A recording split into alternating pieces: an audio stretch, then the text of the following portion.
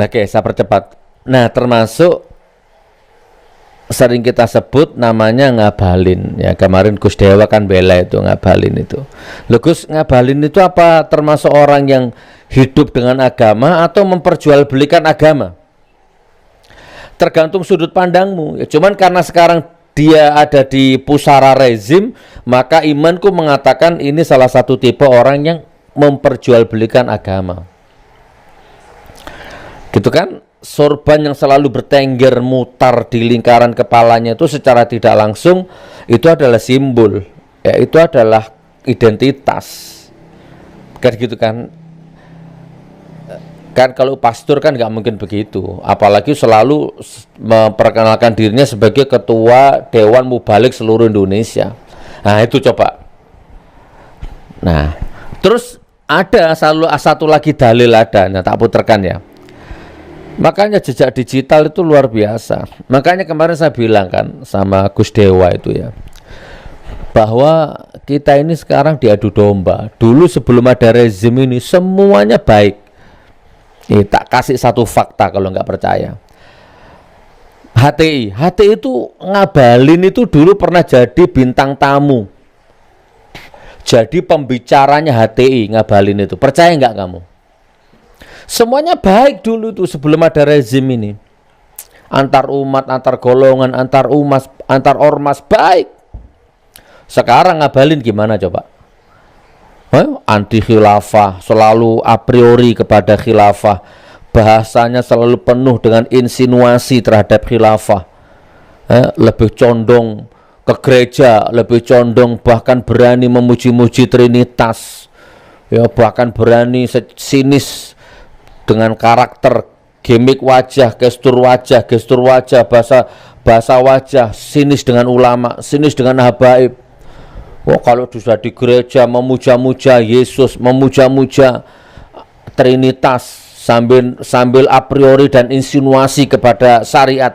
Padahal dulu pembicaranya HTI, tak putar videonya ya. Tonton bersama-sama teman ya. Perhatikan. Ini jejak digitalnya ini, ngabalin itu. Mana tadi? Bismillah ya. Tapi ini agak panjang. Ayo kita saksikan bersama-sama. Jangan keliru. Jadi bullshit lah bicara tentang kemerdekaan Republik ini kalau kita tidak menggunakan menarik secara utuh konsep-konsep ilahiyah yang harus diterapkan di Republik ini. Dan antum percaya. Antum percaya. Sebagai bangsa Indonesia, sebagai umat Islam. Menangis kita punya batin, sedih kita. Tidak bisa berbuat apa-apa di Republik yang tercinta yang begini besar. Segala macam cara para mujahid dituduh sebagai teroris, para kita mubalik ini dituduh sebagai orang-orang yang tidak bisa berkompromi dengan Pancasila, dengan nasionalisme, dengan segala macam. Padahal ini Abu Nawas semua. Saya sepanjang sejarah saya tahu. Artinya kan kami ini juga bukan orang yang tidak tahu pemerintahan dan tidak tahu politik dalam dan luar negeri Indonesia kan. Karena itulah saya pikir kalau kita setuju dan tidak setuju, tetapi kalau bicara tentang bagaimana daulah yang kita sebut dengan Indonesia ini, tidak ada cara lain Pak. Sampai mampus antum butuh teori, tidak akan mungkin bisa antum temukan teori itu kalau kita tidak menarik utuh. Bohong dan terlalu menipu dan membohongi dan kezaliman, kalau kita tidak bisa bicara dan menarik konsep-konsep ilahiyah dan kita sebut dalam konsep syariah itu dalam menyelesaikan persoalan bangsa ini, saudara zalim dan terkutuk kepada Allah Subhanahu wa taala. Itu aja yang bisa saya bicara, tidak ada lagi lain kesian. Tapi kalau antum menantang saya untuk bicara menarik sistem tata negara itu, kemudian kita bedah dan kita cocokkan bagaimana sistem Islam menyelesaikan persoalan-persoalan ini, wallahil adzim sangat mudah bisa diselesaikan dan pasti bisa selesai. Itu aja, tidak ada lain. Kalau tidak, kita jadi budak dan kacung dari Amerika Serikat. Super biarlah SBY itu menjadi budak dan kacung. Jangan kita yang beriman ini. Dia kan tidak beriman kan? Paham? Ini acaranya HTI. Tahu ulang ya. Ini acaranya HTI. Gimana bahasanya ngabalin tadi? Vulgar. Nah, terus sekarang gimana? Bencinya setengah mati dengan syariah, dengan khilafah, dengan HTI setelah merapat ke penguasa. Bukan hijrah itu, dapat jabatan komisaris Angkasa Pura, gajinya di atas ratusan juta, belum fasilitas ini itu, banyak bocoran yang masuk ke saya. Teman-teman Angkasa Pura itu baik semua sama saya. Ayo, nah ini yang namanya memperjualbelikan agama, hidup bermodalkan agama. Sebenarnya sederhana ini, kurang jelas. Satu lagi ya video ya. Saya punya 3 video atau banyak. Oke, sekarang kita fokus ke video aja lah. Nih, ada lagi nih video keren-keren ini. FPI. FPI sekarang dikuyo-kuyo, difitnah-fitnah. Ya, bahkan Habib Rizik diasingkan sebagaimana Buya Yahya, sebagaimana Soekarno ya. Oke, termasuk Buya Yahya juga. Oh ya, Buya Hamka. Buya Hamka bukan Buya Yahya. Afwan ya. Nah, ini semua cebong-cebong, togok-togok itu, waduh, bencinya setengah mati sama FPI, kaum munafik itu. Padahal dulu sebelum ada rezim ini, Tito Karnavian itu pernah jadi tamu kehormatannya FPI dan selalu memuji-muji Habib Rizik. Oh, hayo, ngomong apa kamu sekarang? Rezim ini jahat ya. Rezim itu sistem, bukan orang. Jangan usah baper deh. Tiputer ya, selamat menonton ya. Sepura ini teman ya, aku nggak baca yang ini aja ya. Ini biar masuk ini ya, biar cepat. Insya Allah. Nih. Sahabat saya, karena kenalnya lama gitu. Dr. Habib Rizik Syihab, Imam Besar FPI. Sebetulnya Bapak masih ketua, Pak. Yang lain itu penggantinya. Kita tahunya Bapak ketuanya gitu, Pak. Tahunya Habib aja. Yang saya hormati rekan-rekan dari FPI, baik Ketua Umum Ustadz Sobri, Kang Maman, ya, wah, ada Pak Munarman juga nih, teman saya lama sekolah, ya. Kemudian Pak Habib Muksin, Habib Ali, saya tidak bisa sebutkan satu persatu. Kemudian ini guru saya, Profesor Syafi'i. Ini beliau sudah lama bekerja sama dengan saya untuk menangani beberapa permasalahan-permasalahan yang menyangkut kekerasan keberagamaan terutama. Kemudian senior saya juga ada Dirjen Aidi Rawas, yang beliau ini adalah tetangga di sini, tapi rupanya juga menjadi jemaah di sini. Dia adalah kepala rumah sakit Polri dulu ya Pak. Dan kakak kelas saya di Palembang SMA.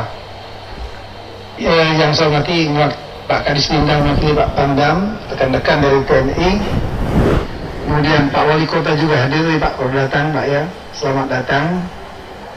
Kemudian yang mewakili Kakak Nil Semen Agama Pak, terima kasih waktunya. Dan terutama narasumber, moderator, sekaligus juga bapak-bapak dari lintas agama. Saya kira ini momentum yang sangat luar biasa bagi pandangan saya pribadi. Kenapa? Karena temanya adalah mengenai dialog lintas agama. Tema yang sangat penting. Sangat penting bukan hanya bagi Jakarta, tapi juga bagi Indonesia. Yang kedua, yang menariknya dilaksanakan oleh FPI. Dan di tempatnya FPI, alhamdulillah. Tepuk tangan dulu buat FPI. Tepuk tangan dulu buat FPI. Kenapa? Karena adanya kegiatan seperti ini jelas akan melepaskan stigma yang mungkin dilabel oleh media massa yang kemudian mempengaruhi publik bahwa FPI adalah organisasi massa yang radikal, yang militan, identik dengan kekerasan dan seterusnya, intoleran. Tapi dalam kenyataannya saya paham, karena sudah lama dengan teman-teman FPI dan banyak bergaul, termasuk berdiskusi banyak sekali dengan imam besar, paham pemikiran beliau. Beliau sangat toleran sebetulnya, dan itu mewarnai FPI. FPI adalah ormas Islam yang sangat toleran kepada agama lain. Ini jadi ini menarik kita dalam suasana yang katakanlah tidak perlu di gedung besar acaranya, tidak perlu diliput media massa besar, dihadiri mungkin kurang dari 500 orang di sini, tapi gemanya sangat besar sekali karena laksanakan WPI. Ini gemanya bukan hanya di Jakarta, gemanya ini nasional. Ya. Nah kemudian bapak-bapak dan ibu-ibu sekalian, saya ingat satu buku pernah saya baca. Bukunya sebetulnya itu adalah editor karangan editing kumpulan dari sejumlah tulisan. Gimana? Halo? Dulu memuji-muji Habib Rizik, ya kan, memuji-muji FPI. Nah sekarang begitu rezimnya berubah seperti ini, masuk ke dalam rezim, bencinya setengah mati.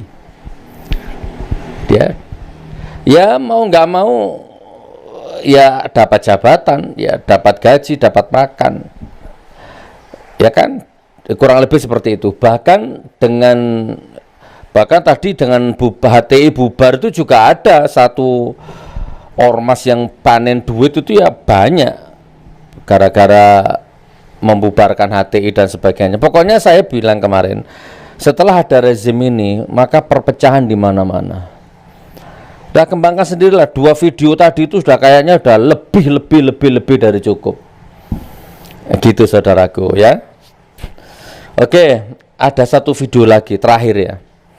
Sebenarnya banyak nih videonya nih, kasus-kasus ini, maling baru dibebaskan, bromocora narapidana yang dibebaskan kemarin sudah berulah, bikin masalah, begal, ngerampok, maling. Ya Allah. Nih, ada video yang terbaru ini. Berapa durasinya, Dek? Ini sudah panjang tapi durasinya ini. Coba ya tak puter ya nanti. Nih, Anda sudah lihat kok. Ini ada yang namanya perusahaan PT Virtue Dragon Nickel Industri. Ini adanya di Kecamatan Morosi, Kabupaten Konawe, Sulawesi Tenggara.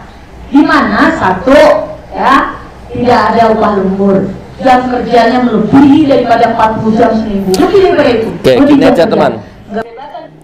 Nanti tonton di Munja Channel aja ya video yang ini ya, biar nggak panjang-panjang di live ini. Nanti di Munja Channel full insya Allah.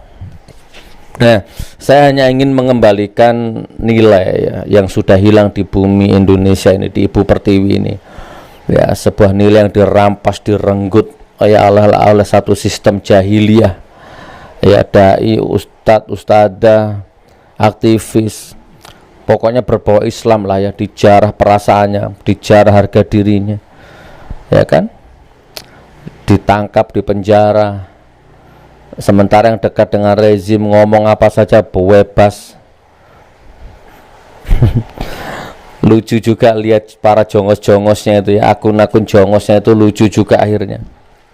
Nah itu saudaraku ya, begitu caranya. Ada orang yang hidup rela mati, rela sengsara hidupnya, rela apapun lah ya, itu demi agamanya, demi kemuliaan agamanya.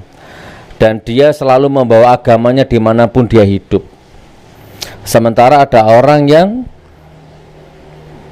sibuk cari makan dengan jualan agamanya itu, gitu loh kurang lebihnya. Udah kembangkan, kurang lebihnya seperti itu. Alhamdulillah ya Allah, barakallah. Saya doakan Anda mudah-mudahan termasuk orang yang husnul khotimah.